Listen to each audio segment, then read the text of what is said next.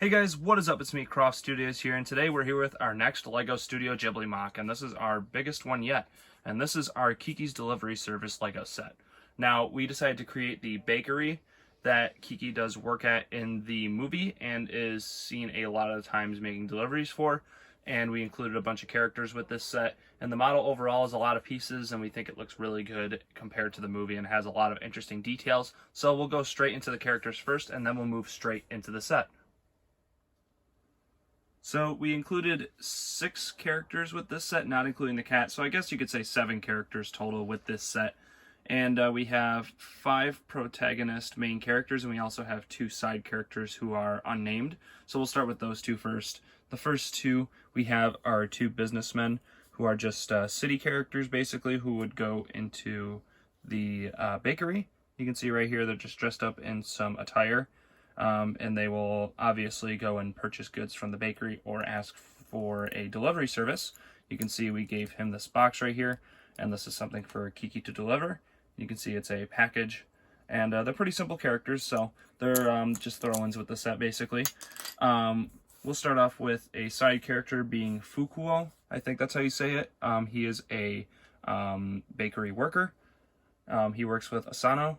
You can see how he looks right here with the chef's hat, with the pan for, this is actually like a long wooden pan that he uses to pull out food, and it's not, it looks like an oar, but that's what we're using it for. You can see he has the little apron going down, and he has short sleeves. I think he looks really good.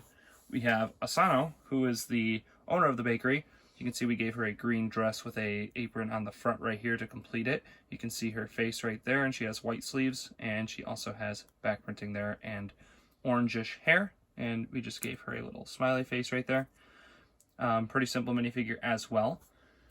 We have Tombo, who is the boy who has a crush on Kiki, obviously, and wants to be her friend. You can see we gave him a bike, and he has the short blue legs, glasses face, little orangish hair, and, very simple minifigure. Not too much to him, we just gave him a very simple shirt. And then our main characters, or main stars of this, obviously, are Kiki and Gigi, who are the 2 main characters of the movie, basically. You can see Kiki right here. We just gave her a dark blue torso with her broom and her smiling face, obviously. Black hair, and you can see she has a little bow right on the top.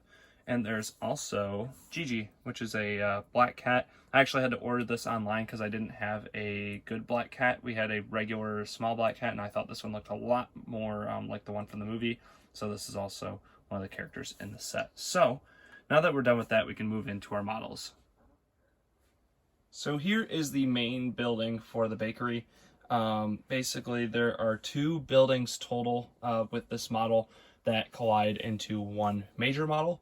And I will show you that playability feature now so I can show you the details of both.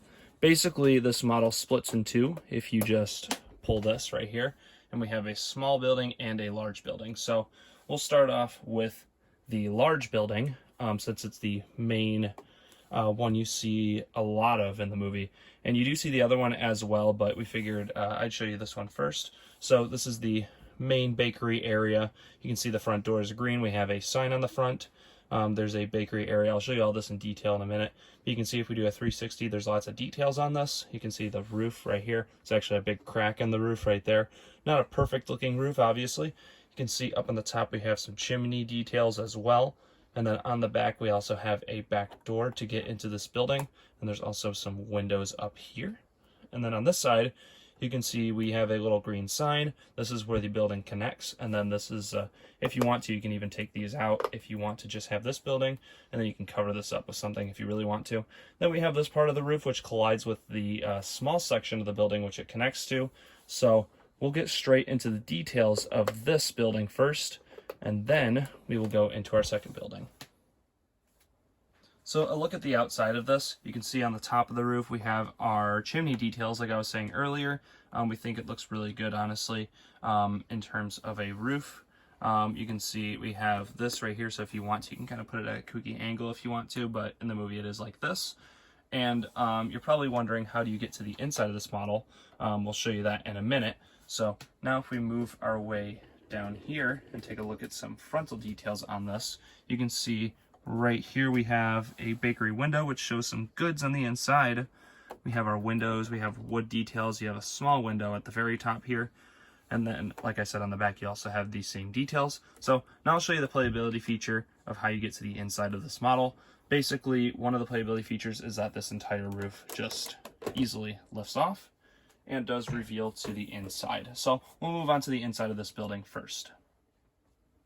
Now moving to the inside of the first building, you can see right here we have our front door. As usual, to enter this facility, you can see more detail of this food here and pastries that are in the window.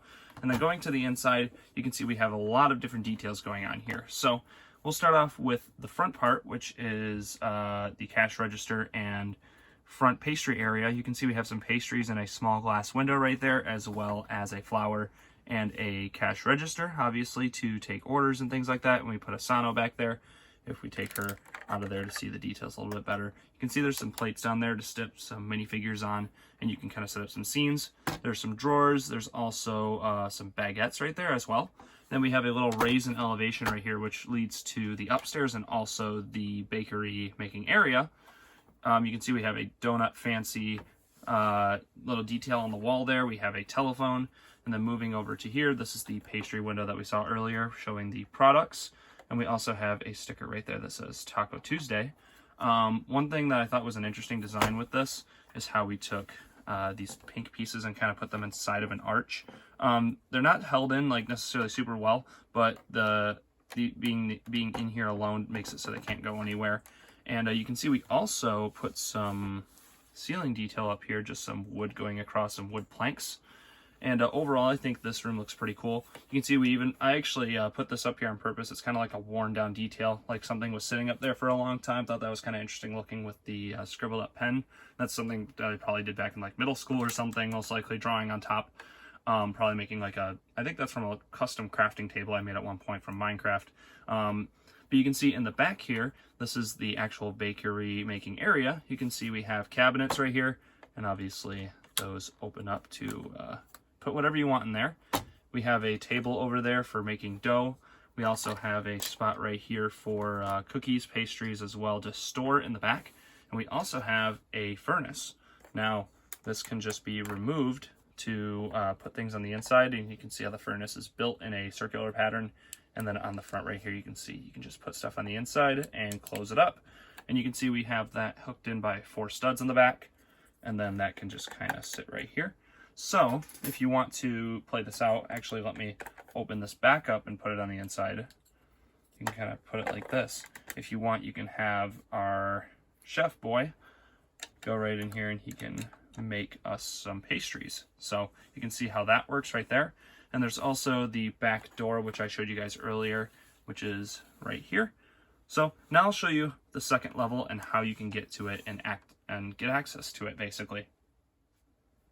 So we're going to take this roof piece that we took off and put it right back on, and I will still be able to show you the inside of this. Now, the way we did these roofs was kind of interesting, actually. It was a roof technique where actually the roof isn't connected at all. It's just kind of sitting on there. And you can see all these cheese slips that we used going across here. Basically, you just pull this little lip right here and it kind of pulls out. You can see how we did that. And there's a lot of detail up here, obviously. And we did the same thing on this other side. You can also just kind of pull this and it pops right off. And you can see how the mechanism works. You literally just slide it under these top plates and in between the cheese slopes, and it sits nice and firm, doesn't go anywhere, and the design looks very good without having to connect it anywhere. So now onto the inside of the top store. This is pretty much just a storage area. This area isn't really seen much in the movie. You can see we have some chairs, some crates and chests with different details and things like that.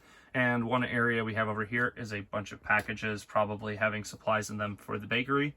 And one really cool thing we did is we correlated the bottom stair level with this hatch right here. So basically, if you walk straight down, it will lead you to those stairs that I showed you earlier, which go right here. If you can see how that works, these stairs are right there, and then you can put this right here, and voila.